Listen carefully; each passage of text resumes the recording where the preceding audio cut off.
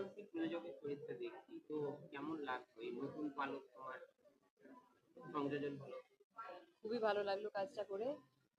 যেরকম আমি আগেও বললাম, অভ্রজিৎ, মেঘা দুজনেই আমার ব্যক্তিগতভাবে খুবই ভালো বন্ধু। অভ্রজিতের সঙ্গে আমার এক্সিকিউটিভ প্রেম থেকে আলাপ। ইভেন আমাদের যে ডিওপি তুল্য, ওনার সঙ্গেও আমার এক্সিকিউটিভ প্রেম থেকে আলাপ। তো পুরো বন্ধুদের সঙ্গে একটা কাজ করার অভিজ্ঞতা তো আলাদা হয়। এই প্রথমবার আমি একটা গল্প ডেভেলপ করলাম, লিখলাম, সেটাকে পুরোভাবে ক্রিয়েটিভলি প্রডিউস করা, তৈরি করা। পর্দার সামনে কাজ করার একটা অন্যরকম অভিজ্ঞতা হয়, পর্দার পেছনে কাজ করার একটা অন্যরকম অভিজ্ঞতা হয়। এটাও খুব সুন্দর। একটু বেশি হেক্টিক অবশ্যই, কারণ পুরো জিনিসটাই করতে হয়। তো সেটাও একটা ভালো জিনিস হলো। হোপফুলি এইখানের এক্সপিরিয়েন্সটা, এই কাজের অভিজ্ঞতাটা আমার পরবর্তী অভিনয়েও আমাকে এনরিচ করবে, আমার অ্যাজ অ্যান আর্টিস্ট আমাকে গ্রো করতে হেল্প করবে। ফিঙ্গার্স ক্রস, হোপফুলি 25 তারিখে বেরোচ্ছে, সবাই দেখবেন। তোমরা কোনো কাজ করো দর্শকদের জন্য, অডিয়েন্সদের জন্য, যে তিনটে কারণে অঙ্কিনী ভবন আমরা প্রত্যেকে রুক্মিণী ভবন আমরা দেখবো, সেই তিনটে কারণ যদি একটু বলো। তিনটে, আমার মনে হয় অনেক কারণ আছে, তিনটে নয়। কিন্তু তিনটে কারণ যদি বলতে হয়, প্রথমত এটা খুবই রুটেড গল্প।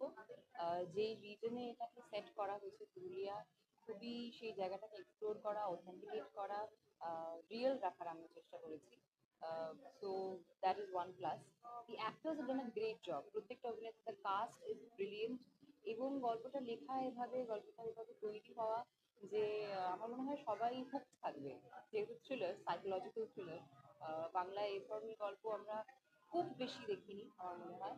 So we have many reasons to watch it.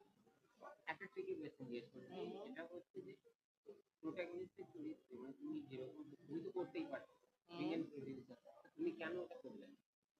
কারণ আমার খুব ইচ্ছে ছিল গো, যে আমি একটু পর্দার পেছনে কিছু একটা কাজ করি। আর বন্ধুদের সঙ্গে কাজটা করলে আমার মনে হয় আমার একটু সহজও হতো। সেখানে এতদিনকার বন্ধু বান্ধব, অভ্র, Megha, even Prantik, Surya is part of the team.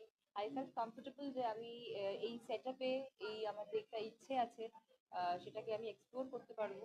আর অভিনয়ের কাজ তো করছি, কিছুদিন পরে জানতেও পারবে, নতুন কাজ বেরোবে। তো সেটাই।